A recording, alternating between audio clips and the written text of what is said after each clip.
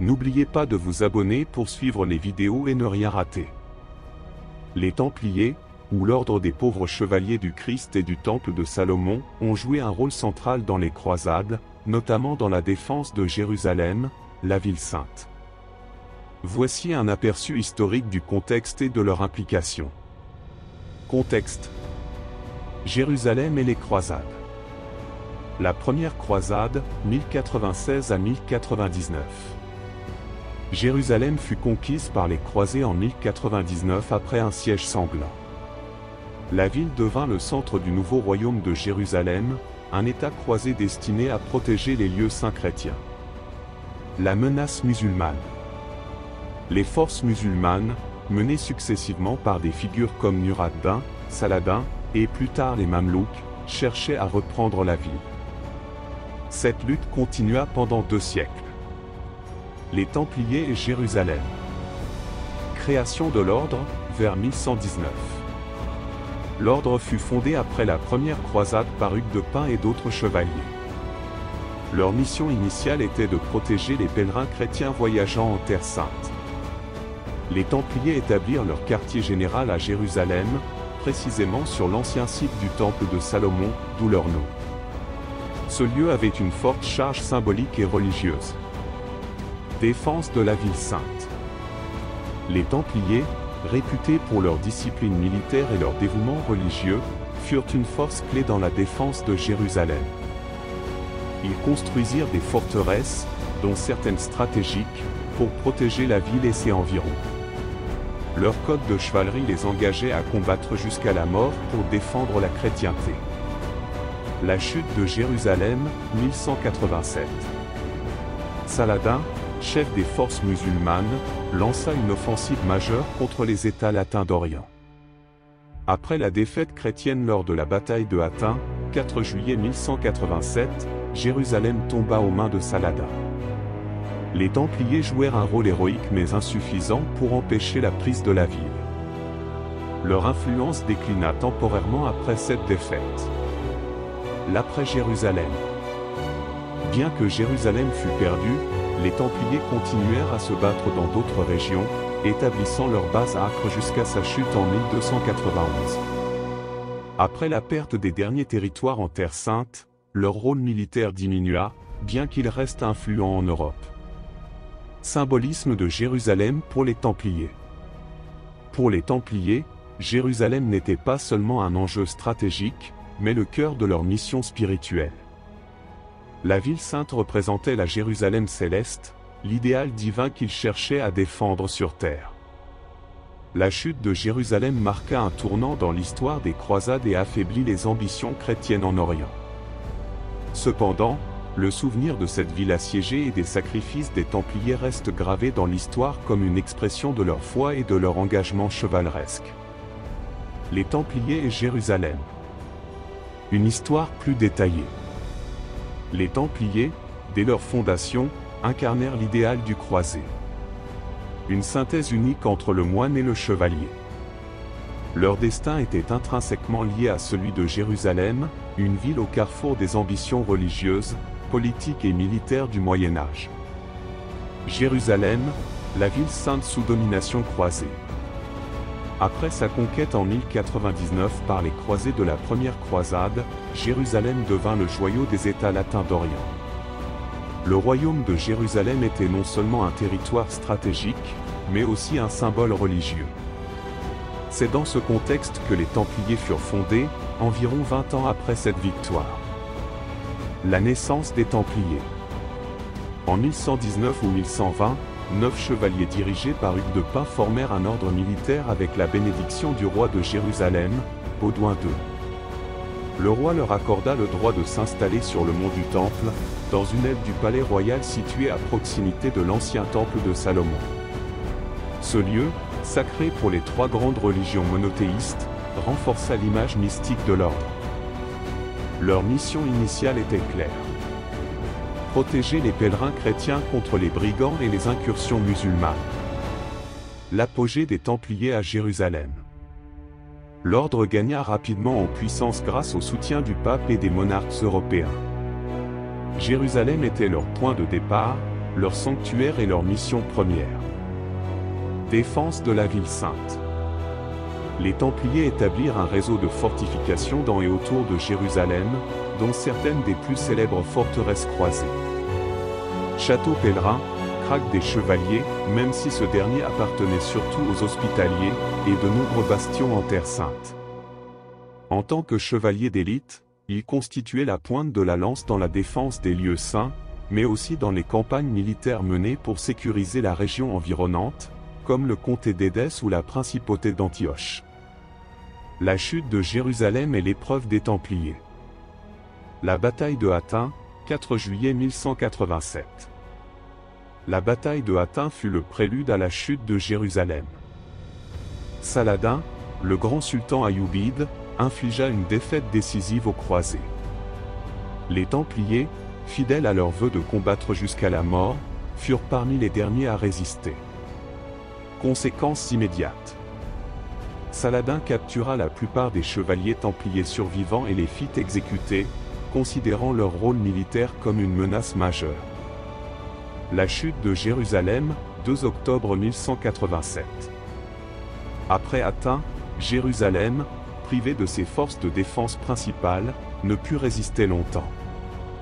Bien que les croisés négocièrent une reddition honorable, la perte de la ville sainte fut un traumatisme profond pour le monde chrétien. Les Templiers durent abandonner leur siège principal et se replier vers leurs autres bastions, notamment à Acre, qui devint leur nouveau centre d'opération. L'après-Jérusalem. Le déclin en Orient. Même après la perte de Jérusalem, les Templiers restèrent actifs. Leur stratégie se concentra sur la défense des derniers bastions croisés. Acre.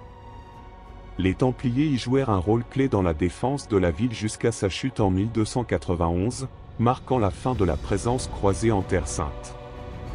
Réorganisation. Après la chute d'Acre, ils se replièrent à Chypre et réorientèrent une partie de leurs activités en Europe. Les Templiers et le symbolisme de Jérusalem.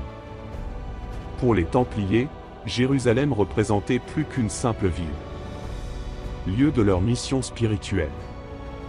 Ils considéraient leur vocation comme un combat sacré pour la préservation des lieux où Jésus avait vécu, prêché et été crucifié. Symbolisme apocalyptique. Dans la théologie médiévale, Jérusalem était souvent perçue comme la « Jérusalem céleste », la cité parfaite promise à la fin des temps. Fierté de l'ordre. La perte de la ville sainte fut une blessure symbolique. Les Templiers continuèrent de porter Jérusalem dans leur iconographie et leurs rituels, renforçant leur image comme défenseurs de la foi chrétienne. Héritage des Templiers et de Jérusalem. Malgré leur chute et leur dissolution en 1312 par le pape Clément V, l'histoire des Templiers est inséparable de celle de Jérusalem.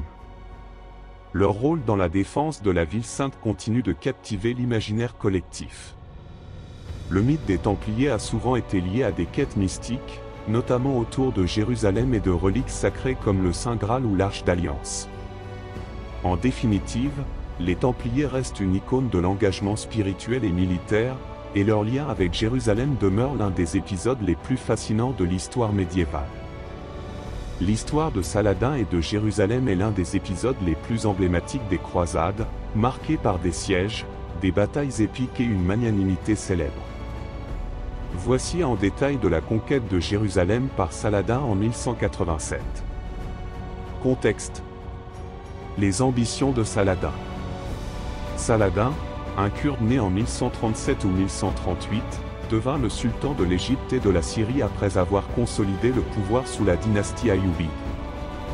Il unifia les forces musulmanes souvent divisées, pour faire face à la menace croisée. Son objectif était clair.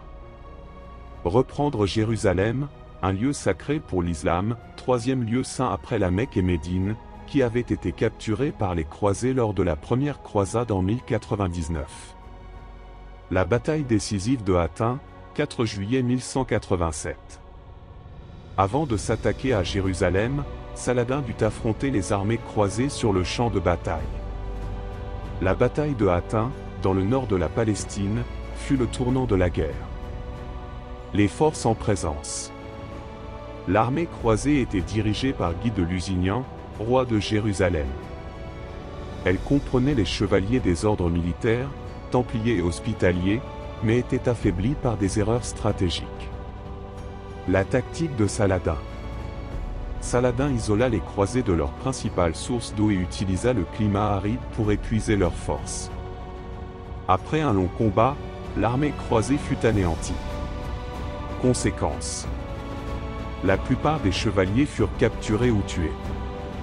Saladin fit exécuter les chevaliers templiers et hospitaliers, perçus comme des adversaires implacables. Cette victoire ouvrit la voie à la reconquête de Jérusalem. Le siège de Jérusalem, 20 septembre à 2 octobre 1187. Après Hattin, Saladin marcha sur Jérusalem, dont les défenses étaient affaiblies et mal préparées. La ville en état de siège. Les défenseurs. La ville était dirigée par Balian d'Ibelin, un chevalier croisé qui tenta de rassembler les civils et les soldats pour une dernière résistance. Les moyens de Saladin. Il disposait d'une armée bien équipée, comprenant des engins de siège, et encercla la ville. Les combats. Saladin concentra ses attaques sur les remparts, provoquant des brèches dans les fortifications. Les assiégés opposèrent une résistance farouche, espérant obtenir des renforts qui ne vinrent jamais. Malgré leur détermination, les croisés réalisèrent que la situation était désespérée. La reddition. Le 2 octobre 1187, après des négociations entre Balian et Saladin, la ville se rendit pour éviter un massacre. La magnanimité de Saladin. Contrairement au bain de sang qui suivit la prise de Jérusalem par les croisés en 1099, Saladin fit preuve de clémence. Libération des habitants. Les habitants chrétiens furent autorisés à quitter la ville en échange d'une rançon modérée. Ceux qui ne pouvaient pas payer furent épargnés, et beaucoup furent libérés. Respect des lieux saints. Les lieux chrétiens, comme l'église du Saint-Sépulcre, furent protégés, permettant la poursuite des pèlerinages chrétiens. Réislamisation de Jérusalem. Saladin fit purifier la mosquée Al-Aqsa et le dôme du rocher, qui avaient été transformés en église par les croisés. Ces lieux retrouvèrent leur fonction en tant que sanctuaires islamiques. Les conséquences de la conquête. Un coup dur pour les croisés. La perte de Jérusalem fut un choc pour la chrétienté occidentale, qui considérait la ville sainte comme le cœur de sa foi. Cette défaite entraîna le déclenchement de la Troisième Croisade, 1189 à 1192, menée par des figures comme Richard Cœur de Lion. Saladin, un héros légendaire. Sa réputation de chef militaire et de dirigeant juste gagna non seulement le respect des musulmans, mais aussi celui de nombreux chrétiens. Son comportement à Jérusalem fut largement loué, même par ses ennemis. Une trêve temporaire.